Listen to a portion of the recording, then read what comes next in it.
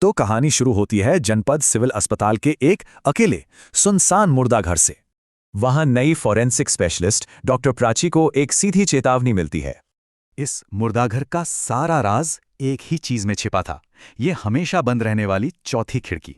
अब देखिए, इस रहस्य से जुड़ा हर किरदार अलग था। सबका डर, सबका शक, सब अलग। और उनका डर बेवजह नहीं था, पता है। इस खिड़की का इतिहास ही मौतों का था। जिसने भी इस खिड़की को छूने की हिम्मत की, उसके साथ एक भयानक पैटर्न जुड़ा था। और इन दोनों मौतों की गवाह थी नर्स कविता, जिन्होंने एक लाल साड़ी वाला साया देखा था। अब डॉक्टर प्राची को भी यकीन हो गया कि खतरा असली है। वो सीधे डीन घोष के पास पहुंच गईं। और तब डीन घोष ने उस श्राप के पीछे की एक दर्दनाक कहानी बताई, निधि की कहानी। बात है 8 साल पुरानी। एक भयानक जुर्म के बाद एक लड़की की लाश अस्पताल लाई गई।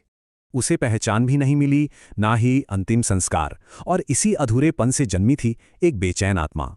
दीन ने बताया कि वो चौथी खिड़की ही उसके दर्द और गुस्से का रास्ता बन चुकी थी।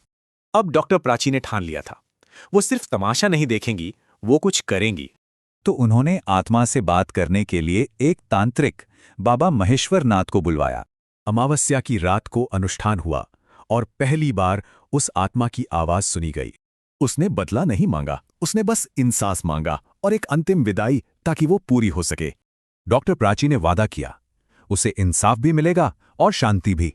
प्राची ने फौरन पुराना केस फिर से खुलवाया और डीएनए रिकॉर्ड से निधि के परिवार को ढूंढ निकाला।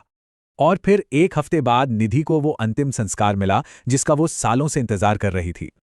और उसी रात मुर्दा घर की वो चौथी खिड़की अपने आप हमेशा के लिए बंद हो गई। अब वो खिड़की डर की नहीं, बल्कि याद की निशानी है। उस पर एक ताला और देवी की तस्वीर है।